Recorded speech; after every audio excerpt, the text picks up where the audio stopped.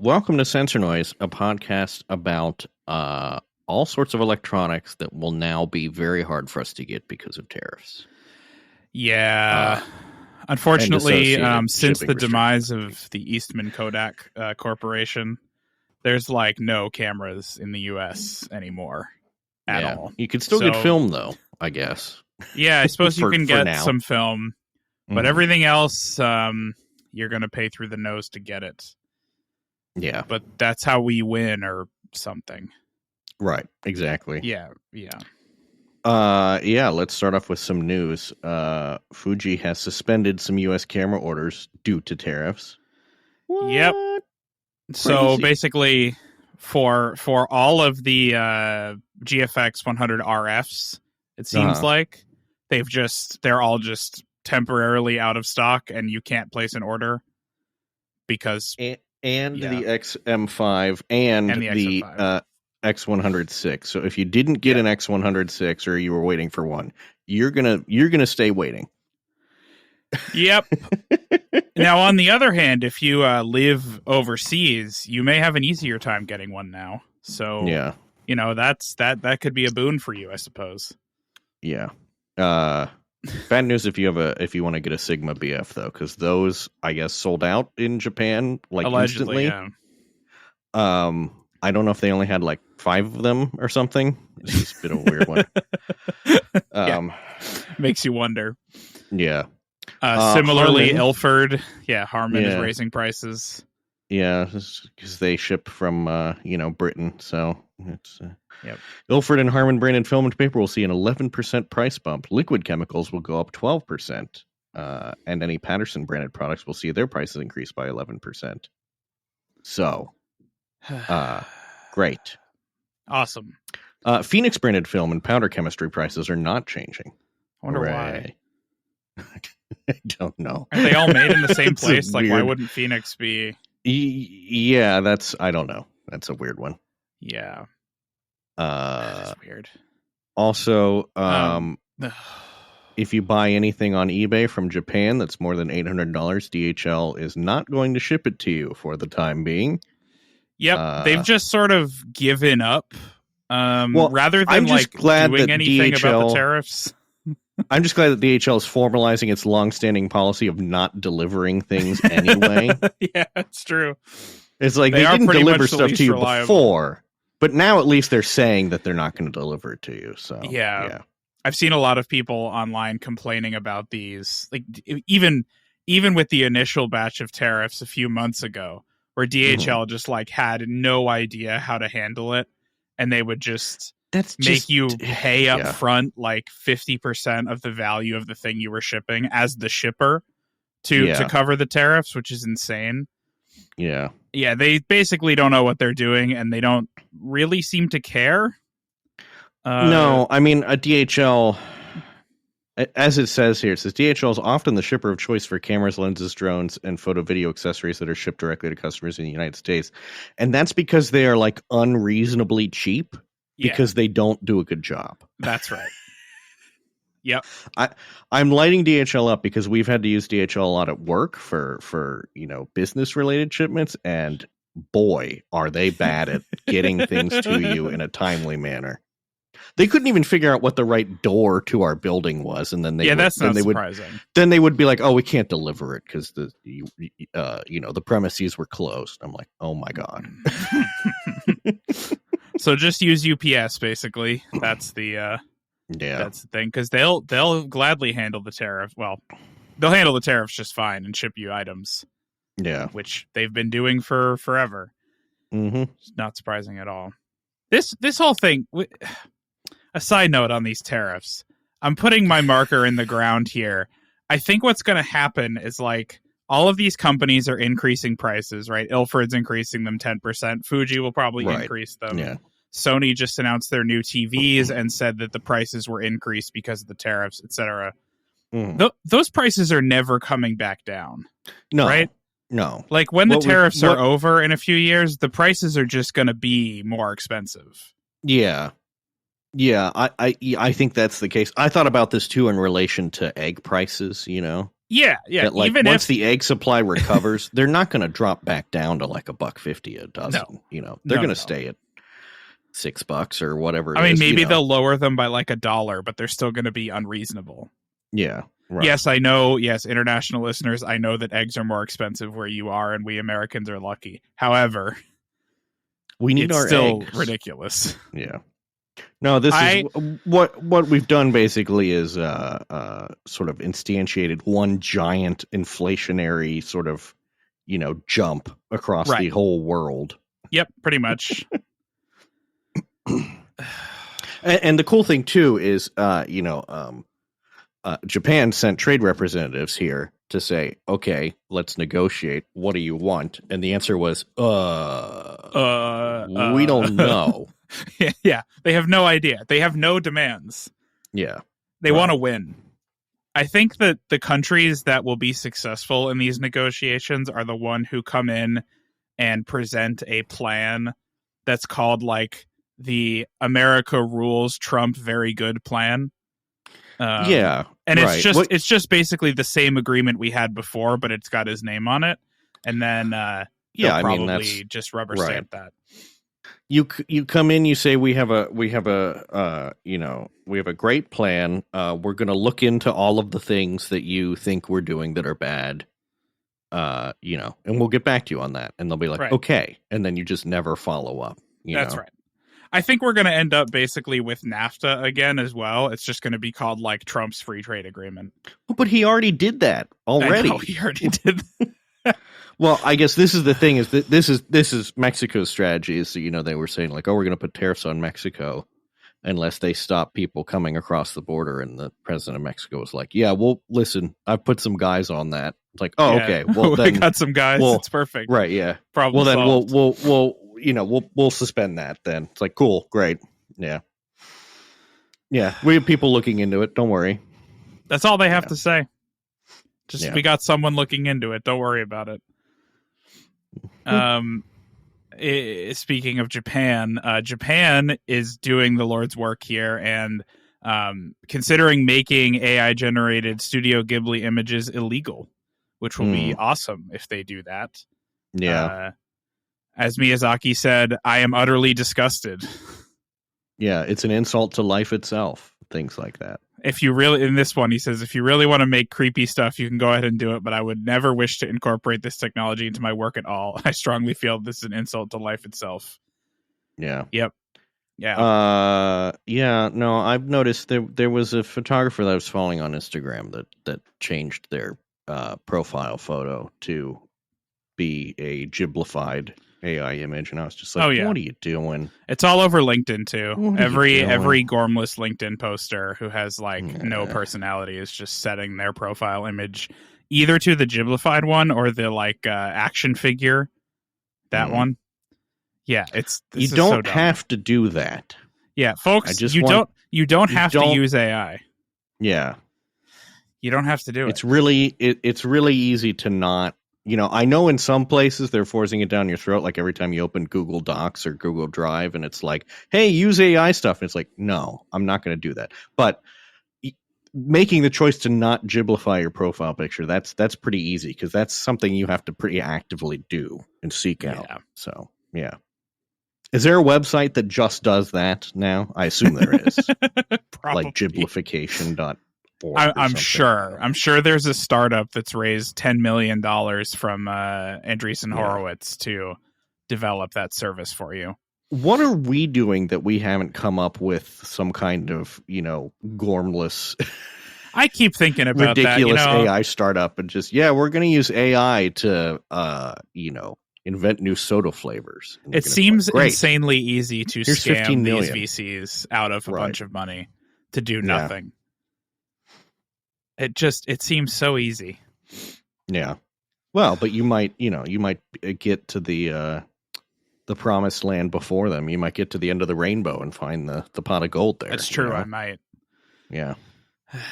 So, well, speaking of shooting yourself in the foot like the U.S. government, Synology is shooting themselves in the foot. Yes. I have long time been a proponent of Synology. They have. Would you say that you still are? Me. I don't know. After this week, maybe okay. not. Yeah. I know you have 2 of them. I have 1. I've got one now. I gave you've one got away, but yes.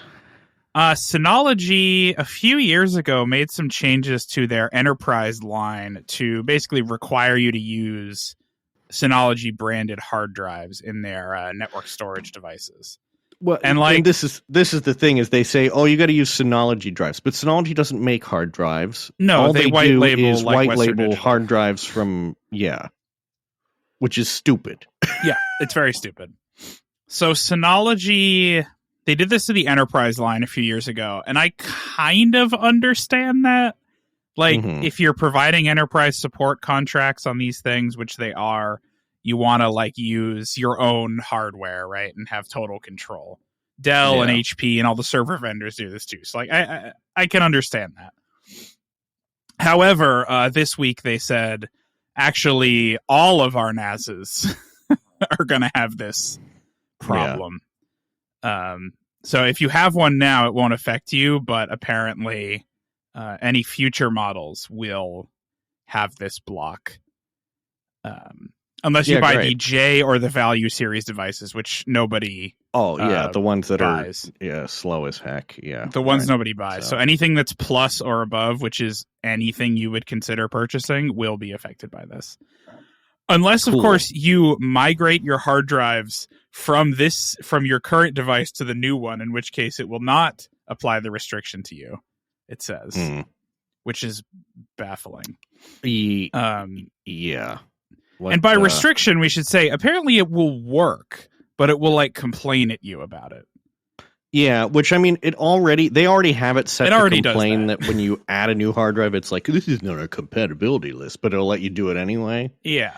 And then it won't complain any further. And I guess now what they're saying is it will complain further a lot. And it will also disable certain, diagnostic features, basically. Yep, pretty much. So that sucks. Which is stupid. Again, I say, this is stupid. This is so dumb. There's no reason for this at all. It's always interesting when a company does this, and it's like, I guess you just don't want to be in business anymore. Like, what are you doing? It's a way to... How do you not see how this is going to go down, you know? I mean, for businesses, it won't make a difference, right? They're like enterprise customers will just buy the Synology drives. They don't care. Yeah. But they're effectively exiting the prosumer and consumer market here. Yeah. Which is really disappointing because they were pretty good in that market for a really long time. Yeah. Their whole deal was you didn't have to buy software subscriptions to use all of their software. Their hardware was more expensive, but it came with a lot of useful tools. And I guess it still does, but now you have to buy their stupid hard drives, which are never discounted and are exactly the same as your WD Reds or whatever. Yeah. So this is dumb. There are plenty of other good options now, at least. I mean, QNAP still is out there. There's Ubiquiti has one. They have a NAS that seems decent enough. 7 drive bays for it's like $500. It's not too bad.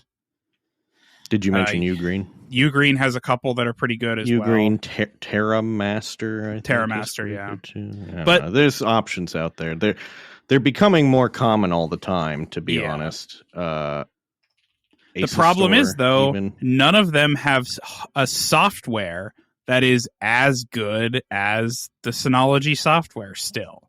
Yeah, that's true. Maybe that will change, but the Synology OS is still really quite good. Yeah. So, I don't know. Maybe this will go... I don't know what people will do. I guess you could buy like a TrueNAS Mini now or something. That's probably what I would recommend. Oh, TrueNAS has had their own hardware for a while. Oh. But they have... there's like the TrueNAS Mini. There's a couple of different configurations of that. One is rack-mounted. 2 are like little towers.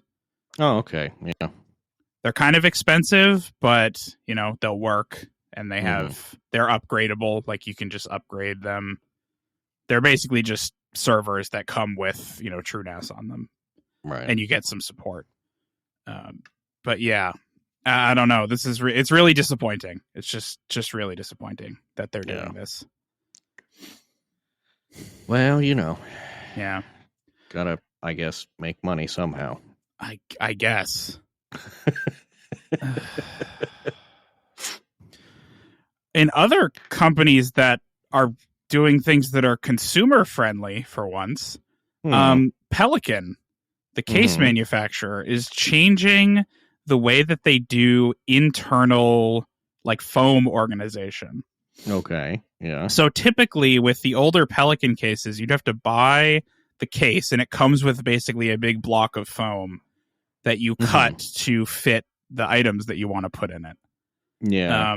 What wasn't it like pre-cut sometimes into squares sometimes or for different devices, yeah. And it was kind of like wasn't cut but like perforated so you could tear them out sometimes. Oh, right, yeah. They have a new one that they're calling Reset, and Reset are these like high density foam pegs that you can move around and reconfigure inside the case. Oh, so they've invented storage Legos. That's what they've done, yes. Yeah. But it's pretty cool that you can now buy this Pelican case, and instead of having to replace all the foam in order to fit something else in it, you can like reconfigure this internal grid of pegs to suit your needs. This is an idea stolen from every shredded memory foam pillow on Amazon, where they're like, you can just pull some foam out if you don't like how thick it is. It's like, great, thanks. Yeah, pretty much. But still, it's cool. And they say that you could, like, if it wears out, they say if it wears out, you can just rotate the pegs 45 degrees so that they grip the grid that they're in again. So you can just keep using them for a long time. It's pretty cool. Okay. Interesting. I'm trying to understand how that would work, but whatever. Yeah, I don't know. But still, cool. Cool that they're doing this. Yep. The Fujifilm Instax company has released a new camera, the Instax Mini 41. Another one in their line of non-even numbered cameras after the Mini 99. So what does this one do that the other 40 Instaxes don't do? Great question. Yeah, okay. I don't know. I think I figured it out. I think it has auto metering is what it does. Oh, okay, yeah. I think that's the that's usually the differentiator difference with these things is like an feature, Yeah. Oh, it captures better close-ups. Delivers an improved close-up mode with parallax correction. So, there you go. Sure. The camera's other significant improvement is an updated portable design. The new camera delivers a textured tactile body that promises a secure ergonomic grip. I will say that this, it actually has a grippy surface as opposed to my old Instax Mini, which was just like a smooth sheet of plastic. So that is nice. They put the little rubbery grip texture on it. So yeah. I guess. And it's like $130 or something. It's $130, which is maybe more expensive than you would expect, but tariffs. Tariffs. In other news, they've announced that since 1998, they have sold 100 million Instax cameras and printers, starting with the original Instax Mini 10 in 1998. So that is a lot of cameras. You know what's annoying is you had Instax Mini 10 in 98. In 1999, you had the Instax Wide 100 and the Wide 500 AF. Yeah, AF for autofocus. That was the first and last autofocus Instax Wide.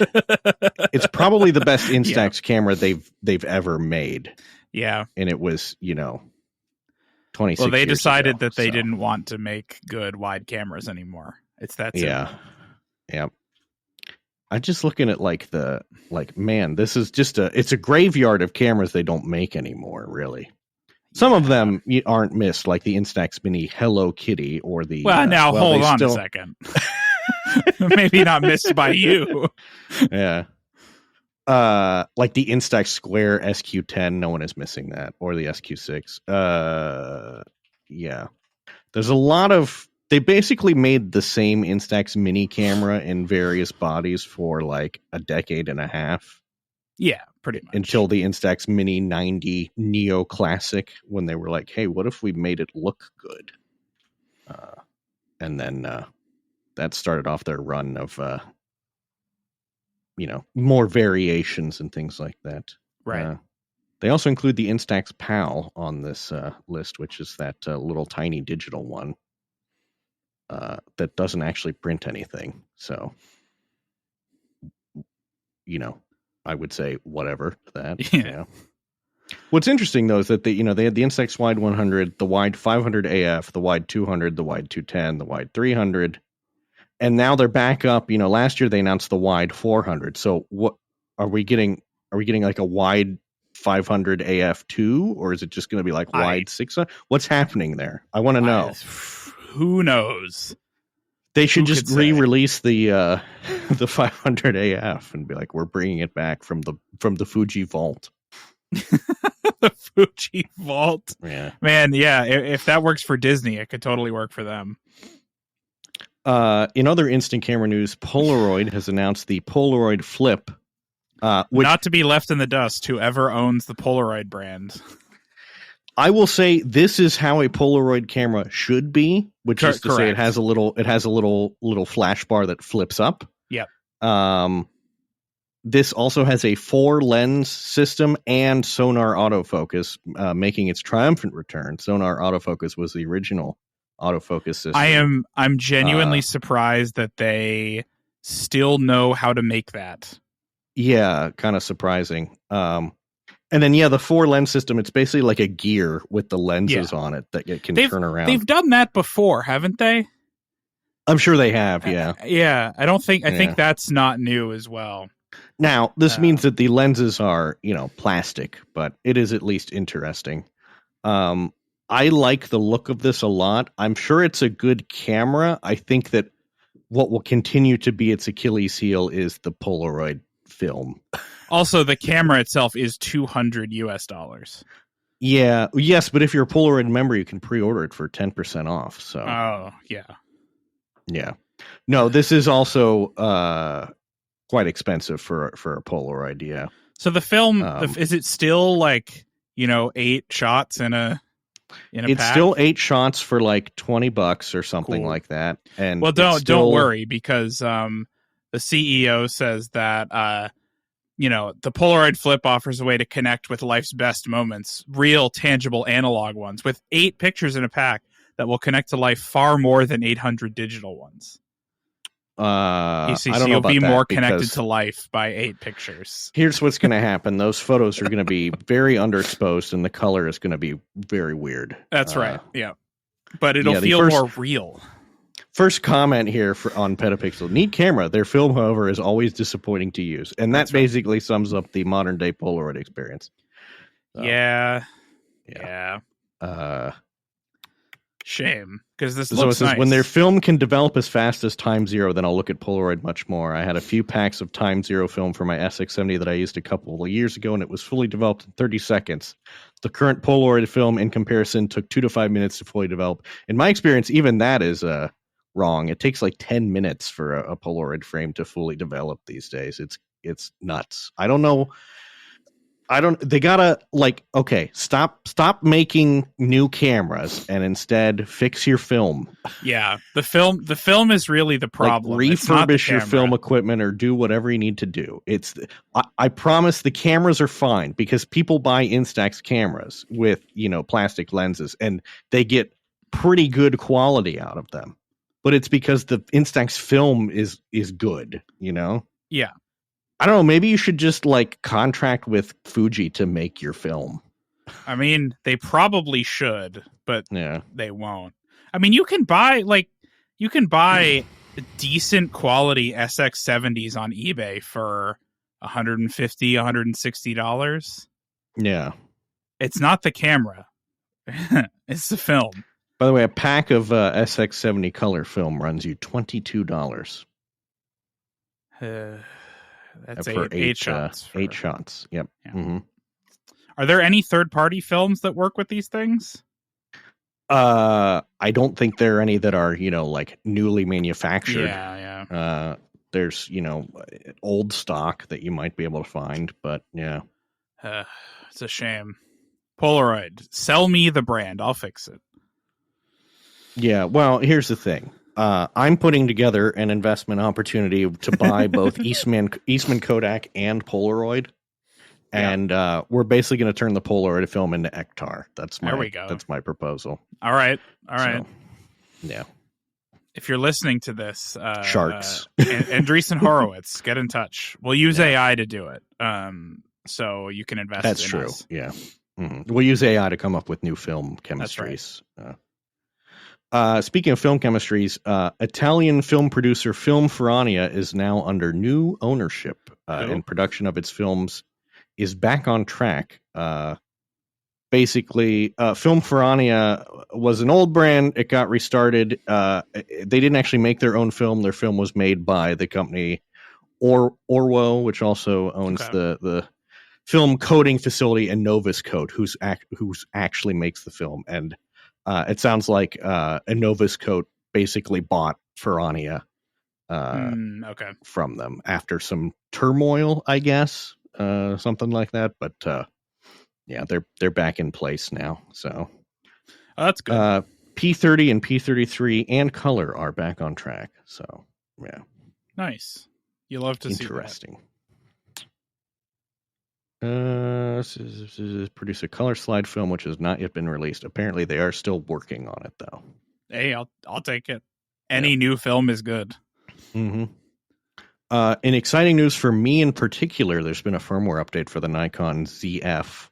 Oh, have you gotten? Let's see. Is this given you the bird mode? I'm guessing. Yes, among other things, it's version 2.00 of the firmware. It's the first major release. It supports the Nikon Imaging Cloud, which gives me the automatic upload to cloud storage services. And then it adds a dedicated bird subject detection option to the camera. Nice. Which is very exciting. Firmware 2.0 also ensures improved performance when tracking birds in various shooting scenarios, including in front of complex high-contrast backgrounds. I can't imagine that a bird would ever be in front of a complex high-contrast background. No, never. Typically, they stay... Or... yeah, usually the backgrounds are pretty one-colored. Yeah. And I believe they improved some of the other autofocus stuff. And then they added some features. Photographers are able to assign exposure compensation and ISO sensitivity to the ZF's main or sub-command dial in manual shooting mode. It's weird to me that you would need to do that because there are dedicated dials for both of those things, but whatever. Maybe you just want them, by where your thumb is or whatever. Yeah. Yeah, very exciting.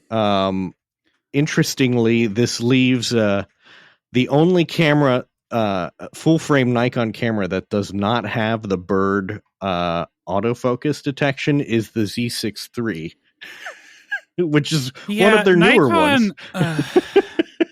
The way that they divide the features up between the different cameras is baffling to me.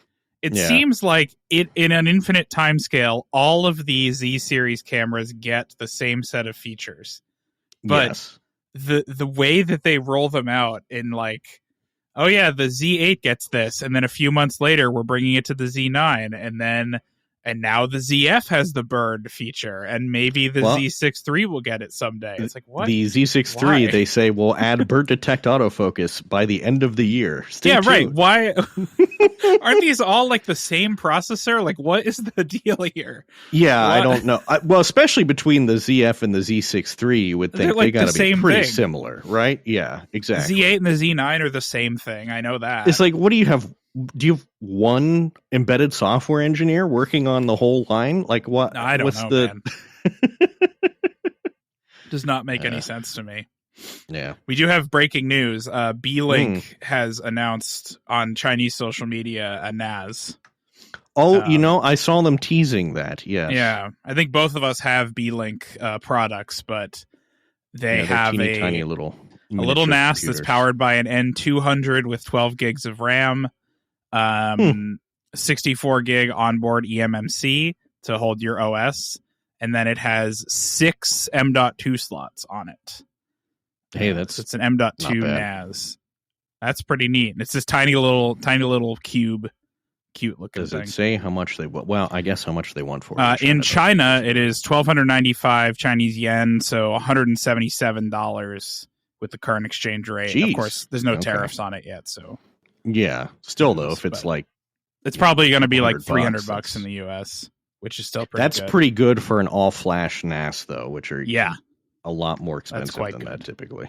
And it looks like it has decent cooling. It has an integrated power brick. It just takes a regular 2-prong 120 volt AC in, 2 NICs. It's got heat pads for all the little SSDs. Yeah, this thing looks pretty nice.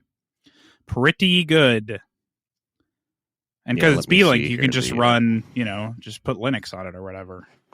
Yeah, the Asus Store Flash Store 6 bay all SSD NAS storage is $450. So yeah, and I think Ugreen has one as well.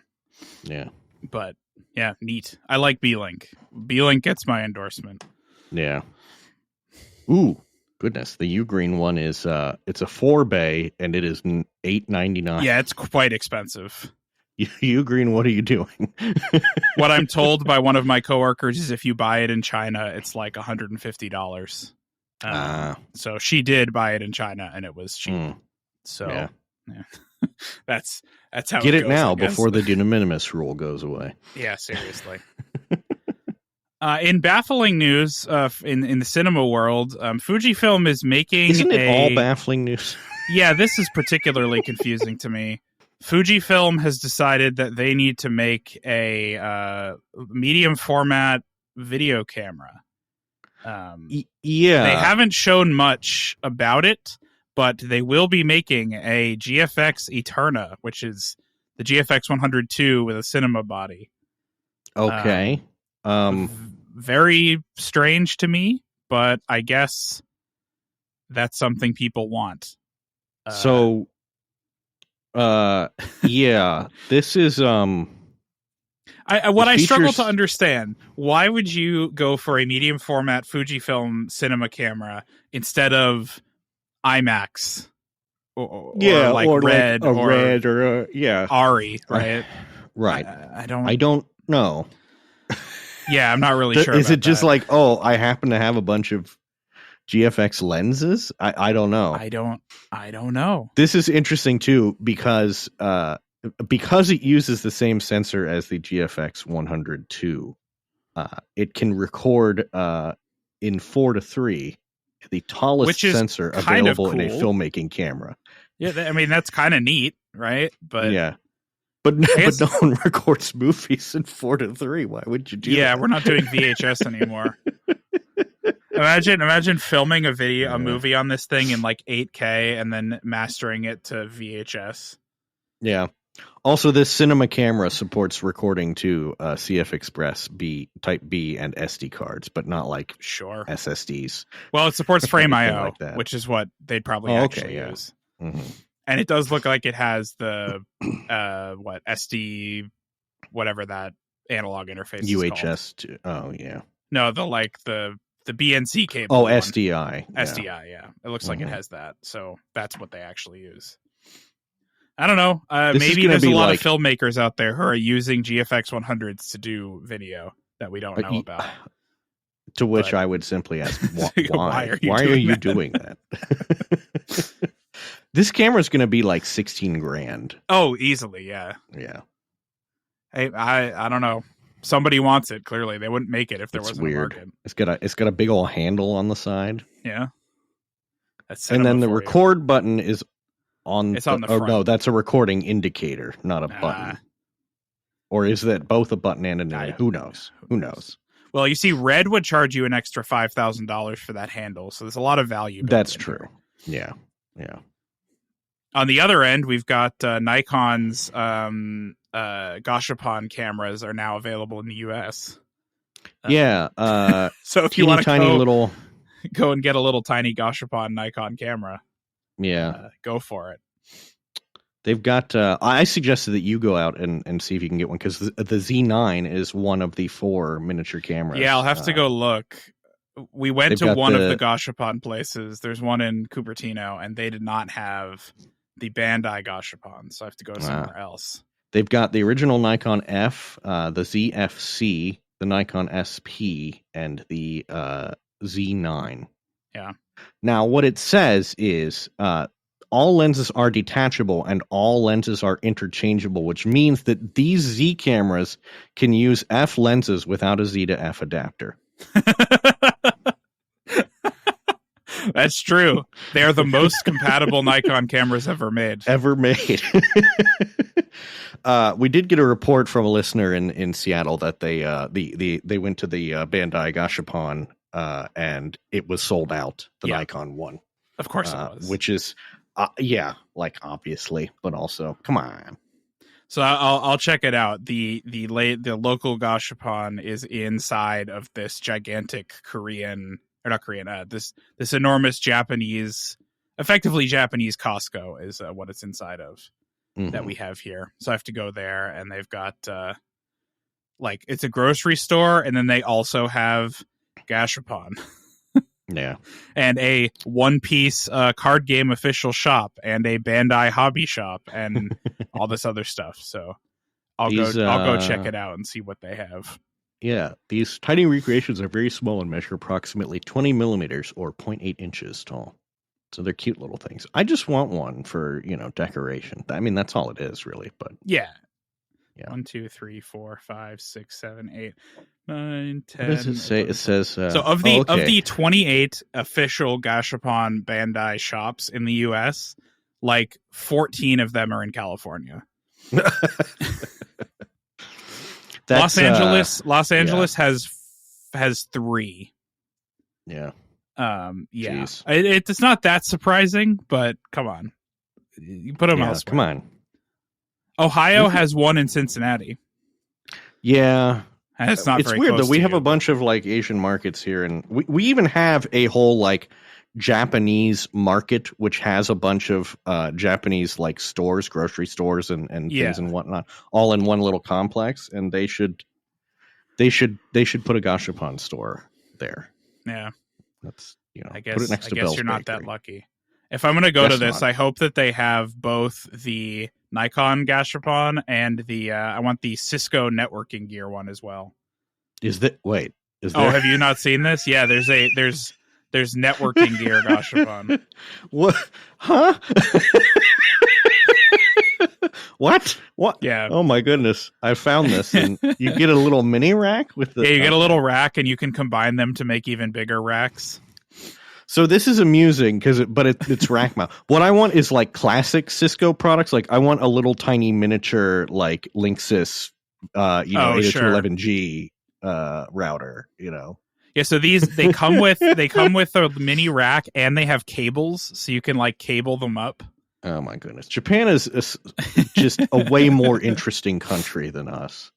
You can get a Dell R760, you can get a Fortinet appliance, you can get an Extreme Networks appliance, and some Cisco switches. Mini Dell servers as well. Yeah. It even has it's officially licensed. It has the Dell. Yeah. These are all officially licensed. Oh my. These are the ones I want, obviously. Yeah. And they even have power, so they have network cables for the front, but there's also a PDU for the back. Is there a UPS, rack mount UPS for it? I don't know. There might be. I wouldn't be surprised.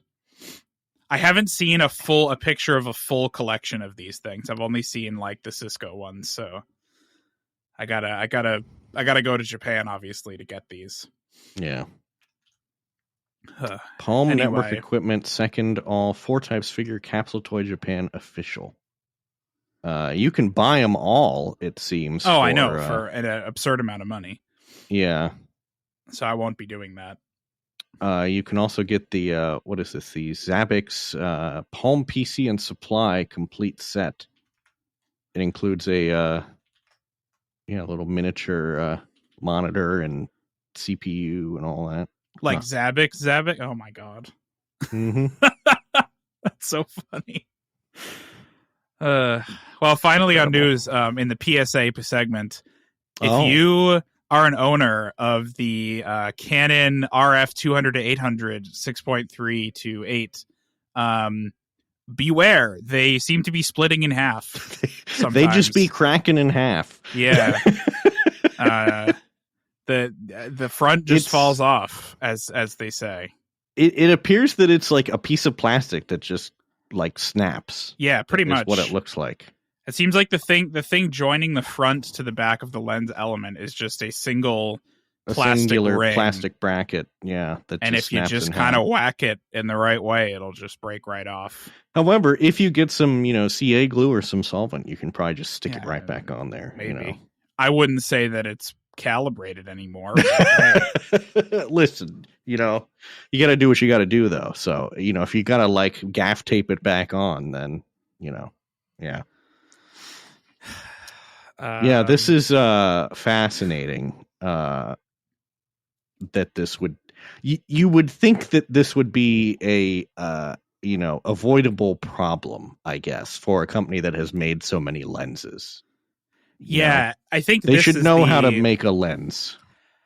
I mean, it's just the natural, like, this is what happens when you turn parts to plastic that used to be metal.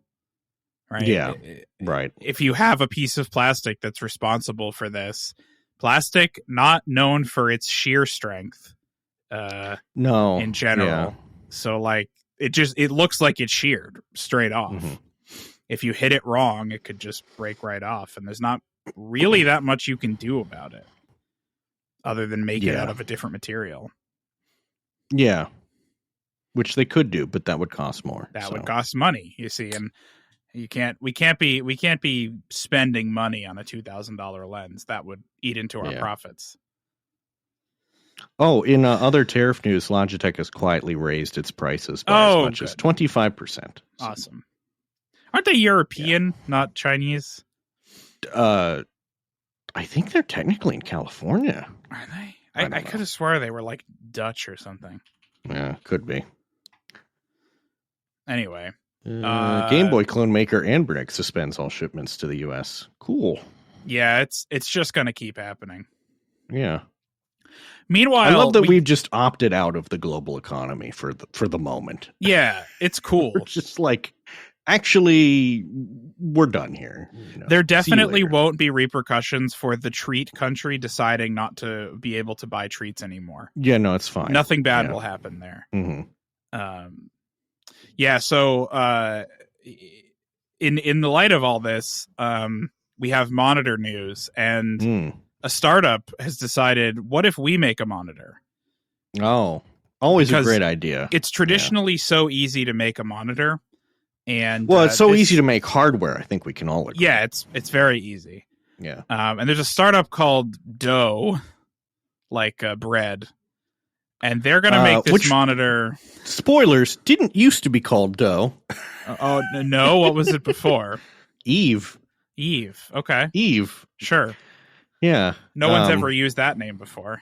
No.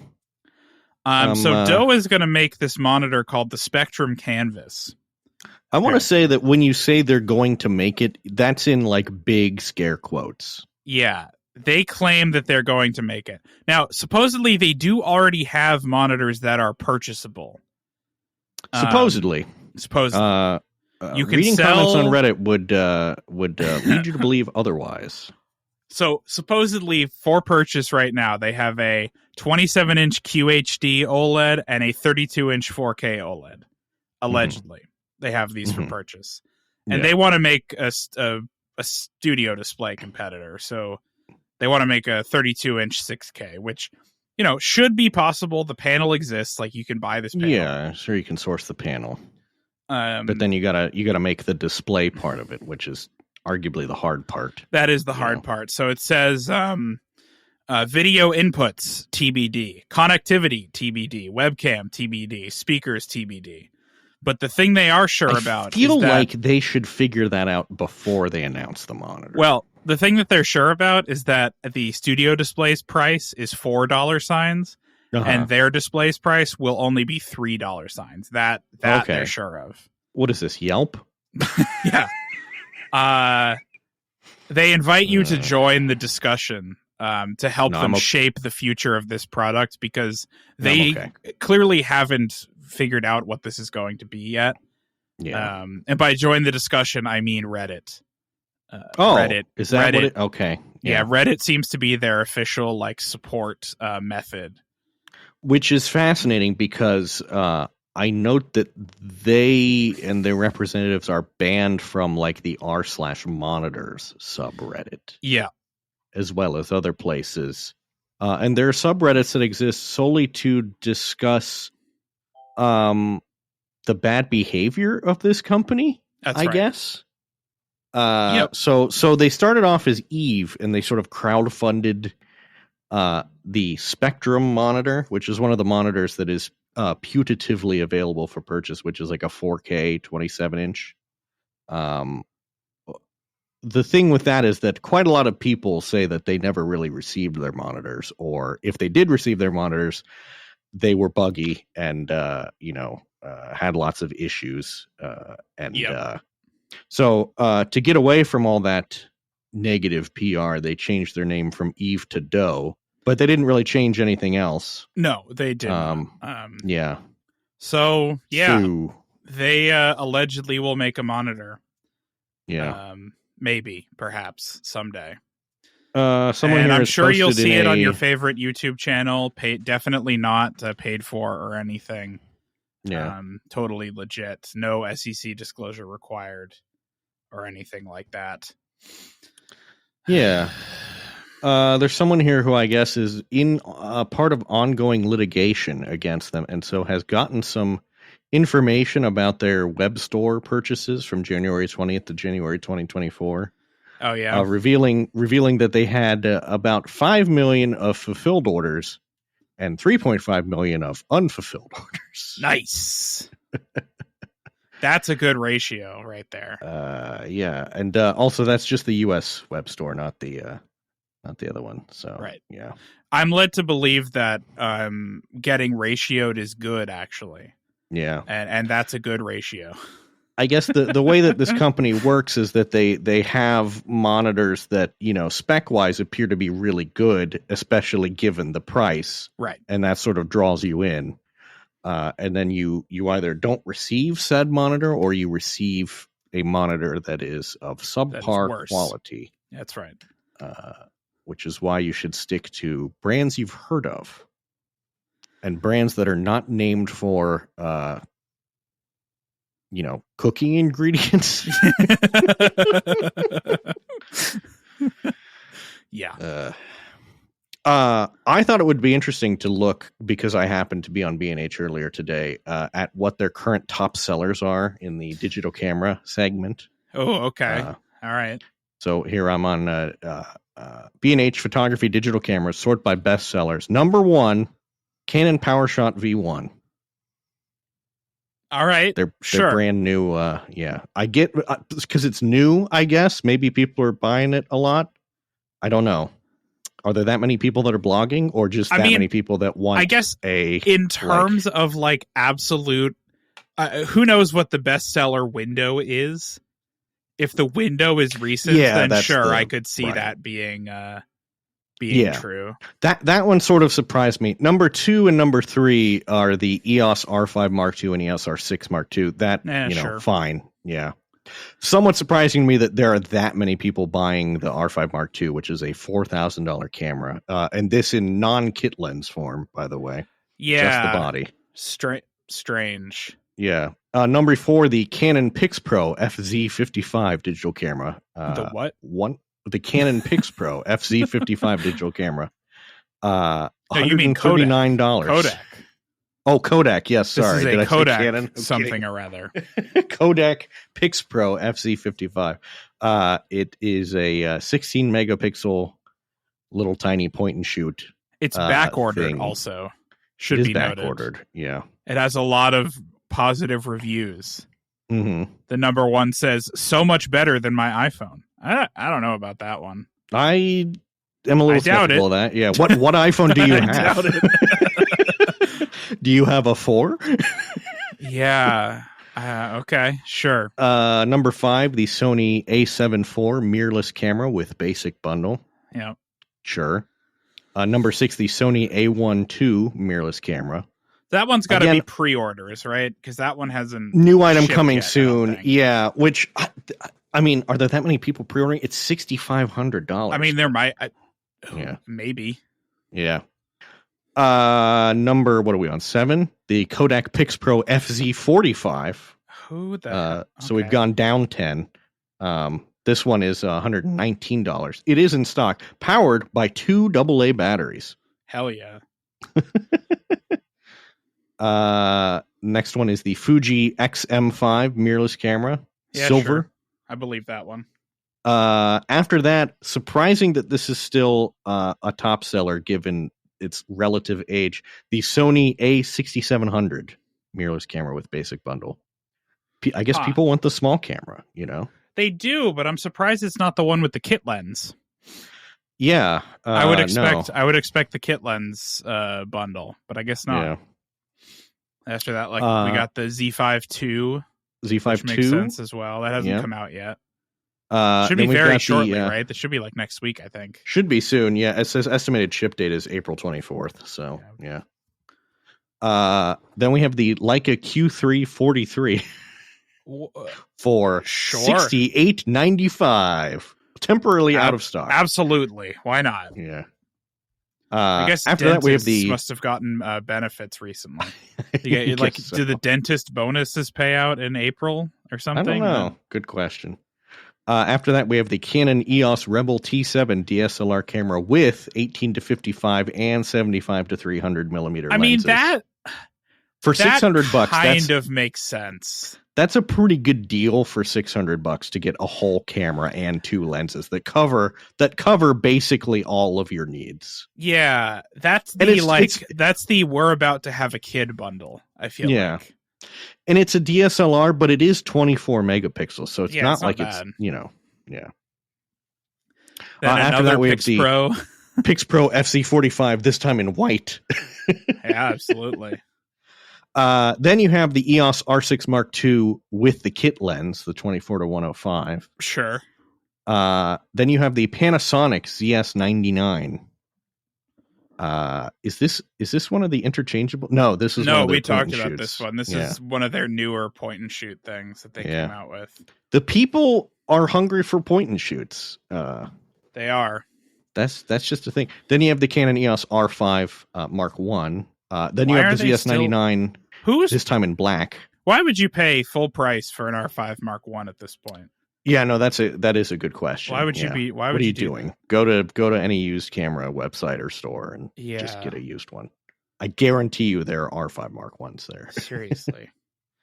Then we have the ZS99 in black. Then we have the EOS R8 mirrorless camera.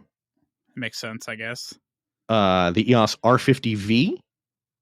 That's the vlogger, the interchangeable. Yeah, that's the new vlogger one. That also hasn't come out yet, right? Yeah, no, it comes out next week, looks like. Then we have the Ricoh GR3X. I thought this was interesting. If you can get one. If you can get one, yes. I found it interesting that it's the GR3X, which is the 40 millimeter equivalent, as opposed to the normal GR3, which is like the 24 millimeter equivalent. I guess it's just. I guess people want the closer to 50, maybe. Yeah, slightly more popular. Yeah. Then you have the Nikon D850 DSLR camera. You know, still pretty popular. People still love the D850 for some reason. They're gonna linger on. I think DSLRs are gonna linger on for quite a while. But I think only specific ones. You don't see people out here buying a D780. No, 760, and you don't really whatever that one is. No one's buying that thing, but the D850 absolutely. Yeah, and I don't know. Are people going to continue to buy the APS-C DSLRs? Oh, I doubt it. I mean, from Canon probably, but not from Nikon. Yeah. Not when a Z5 is like $999. Right. Yeah. Next, you have the Instax Mini Evo hybrid instant camera in brown. Sure. The A7 IV, the Nikon Also Z8 mirrorless bundle, basic bundle. Okay, who is buying these DNH or B&H basic bundles? And why are you buying these? I think it's because they don't cost any more than like the way they do the bundle is that they end up costing the same as the new camera, and it's like you get an SD card and then also like one of the crappiest camera bags known to man, but like, hey, free SD card basically. I guess, yeah. So I don't know. All right. The Canon EOS 90D DSLR. Yeah. That was pretty good. 32 and a half megapixel. But with no lenses or anything. Yeah. Bit of a weird one. Yeah. Then you have the OM System TUF TG7 digital camera. This is one of the megapixel TUF point and shoots. Yeah, this is a like underwater camera basically.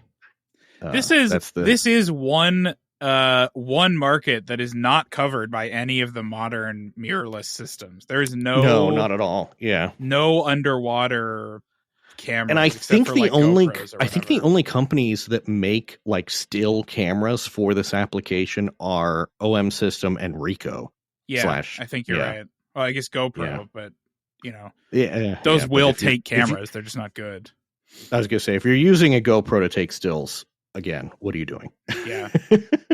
The TG7 though has like, it's modern. It has USB-C charging and 4K video and all this stuff. So yeah, and it seems like a decent. It's pretty good. My mom has a TG.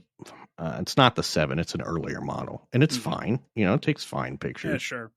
So, then the Ricoh GR3, which you still also can't get. Yeah, and then rounding out the first page of top seller results, the Panasonic Lumix S1R2, which is also a new release. Yeah, so congrats to Panasonic congrats to Panasonic for making it into the top sellers. Yeah, that is one of their non-point shoots. It's the point and shoots, and then that one, and that's it. Yeah, I think really people are only buying that for video. I don't think they're buying those Panasonics for stills anymore. Mm-hmm. Yep. So before we go, that was interesting. You have something maybe to we'll plug. Maybe we'll we'll check in on that throughout the year, the top sellers, and see if we can. Yeah. I'm plugging once again. I'm holding an event at Leisure Club here in Columbus, photo shoot on the 27th of April from 2 to 5 p.m. There's free beer. The whole thing is free. You can come hang out. It's a really cool space, very interesting decor, sort of like 80s dad's basement style. I know at least one model is for sure coming, so there will be people to take pictures of. Other than you, come on out. Well, yes, you can take pictures of me. Yeah, would prefer if you didn't, but whatever. Yeah, well. And thanks to Aftershoot, once again, this is made possible by their Create Together fund.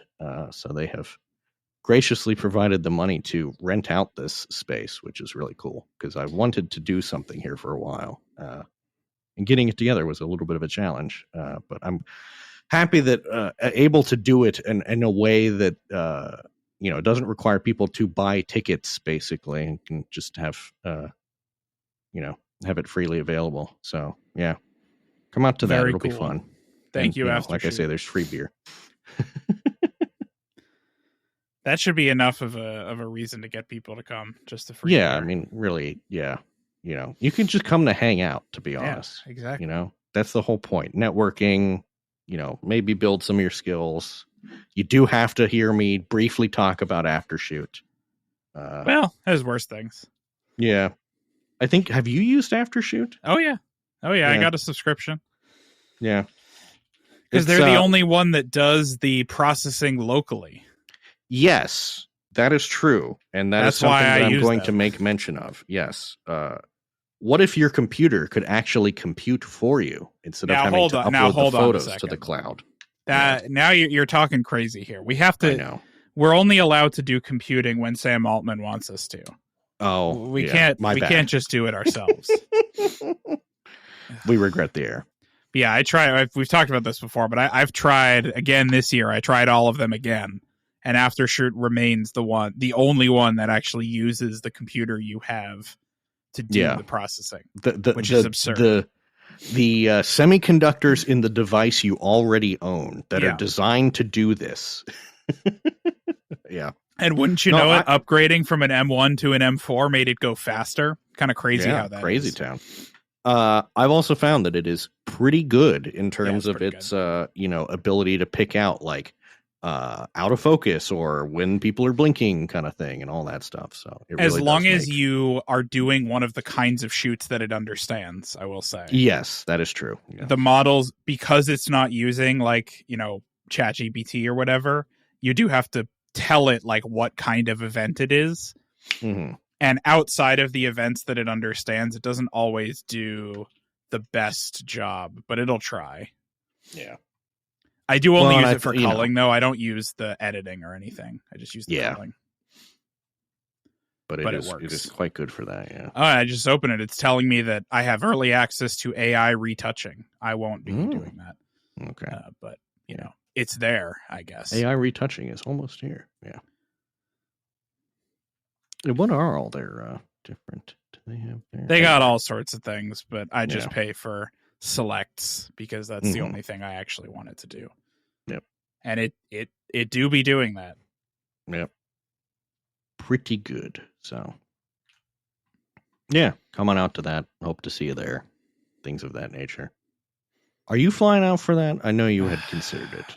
I will tell you on Friday. I don't know. Okay. I haven't decided yet. I understand if you don't want to come all the way out here for it. I just haven't decided if I'm going to buy the flight and go out there for the weekend, because I've been flying other planes, and it's not a cheap hobby. I seem to only be able to pick the world's most expensive hobbies. Yeah, have you tried getting into like I should do like Warhammer now or something. I can only think of expensive hobbies. Yeah, exactly.